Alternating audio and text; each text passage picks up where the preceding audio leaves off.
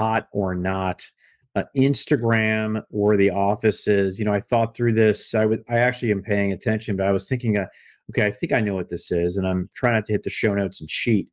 But no, what is this?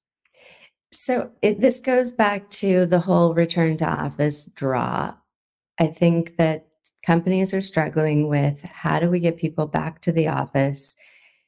It started out with let's do hybrid, let's make it flexible. It used to be ping pong tables and free snacks, and then people said that's not enough. And um, now all of so many of the companies that I work with, they're making all the meeting rooms really great and make sure that everybody is seen and heard with all of these collaboration tools and with the intelligent director to make sure everybody in the room is seen and all of that. But that's not necessarily drawing people into the office. And so some companies had some big ideas of making their offices be basically like Instagram worthy, like come to your office and do a selfie. And if you look at this New York Times article, which is in the show notes, they have like fake succulents and crazy colored walls and just all this insanity just to try to get people into the office because they think that it's going to get people to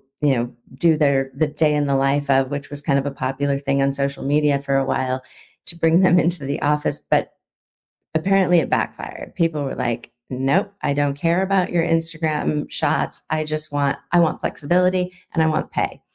And so it just kind of takes you back to there's going to be a point where companies have to decide, are they going to mandate people coming back to the office, or are they going to try to lure people with various different incentives, or are they going to kind of somewhat come up with some sort of flexible arrangement that works for people? And I've overheard. I shouldn't say I've overheard because that sounds like I've heard people saying it. The term "make the office a magnet, not a mandate" is so overused that I can't stand it anymore. But I think the truth is there's going to be a point when companies are just going to have to say, we either want you in the office or we don't. And trying to spruce it up to look pretty on Instagram, I'm going to say it's not hot. It's not the thing. It's not what's going to work. You know, this whole return to office thing is, as I'm sitting from my house, right? Because I guess most normal people, when they're like on the road for 5 days, they might take some time off, but it's just like the thought of even walking down to my office seems rough. And then when I used to drive 45 minutes for my commute both ways, I totally get it. And it's such a challenge. The type of work we do, the type of life stage we're at, our where we are in our job. Like, how do we feel about it? How do we feel about the workers? Like, avoidant personalities like mine freaking love it, and introverts. I'm super duper happy with it, but I know that everybody's not like me, and thank God. And there are people who get energy. One of my daughters gets energy from people, and the other really doesn't. Mhm. So there's so many variables in this. It's so hard to just categorize it. I know we've done research, we've seen research. It's like, and we have our own N=1 experiences. But I think all we can say is it's very complex, and I'm not going to use the P word, but what we experienced a few years back forced Right. us to do it in this. And then there were commitments made around that. There were lives that were, we kind of changed what we did and how we did it. And Yeah. for some of us, it was like, wow, that's pretty awesome. Right. Mhm. And then others were like, gosh, I really want to get back to work, and I want to meet people, and I get energy. And others are like, 2 days a week is about, that's where I'm max. Right. And I want to Yeah. meet, I want to collaborate.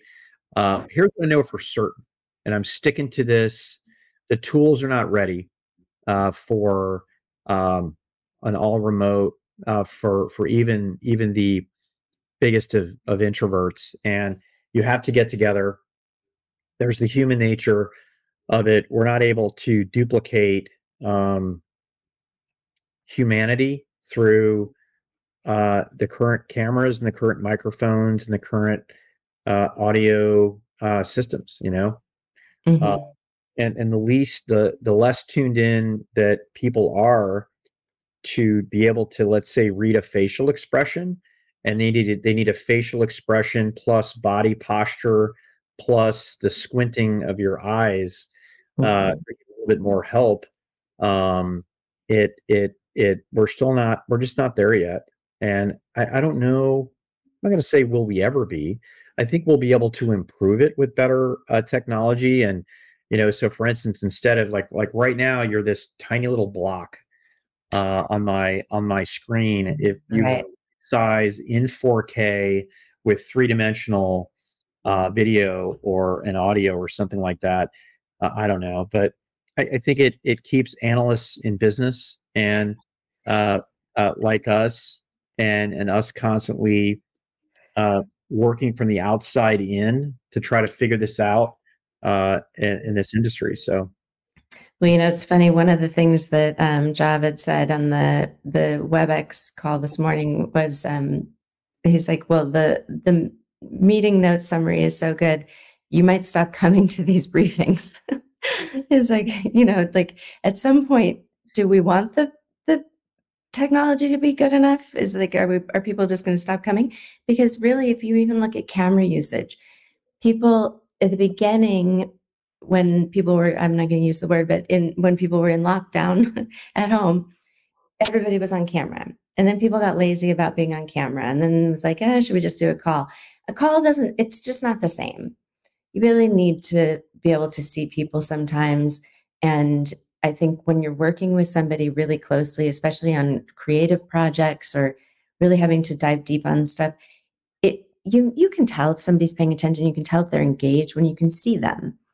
And I do believe that there are certain jobs, and maybe it's not 5 days a week.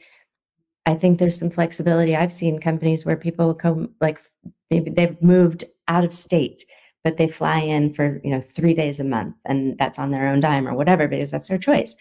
But I think there has to be some flexibility around it, because that's what companies said. Oh, we're going to be remote forever, but now they want people back. But I do think there is value in having people in person. And the people that I speak to, and you probably, I don't know if maybe this topic doesn't come up as much for you, but I've spoken to a lot of vendors in Europe, and they're back in the office.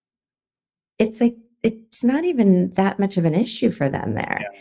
And they think it's weird that we're all still talking about this.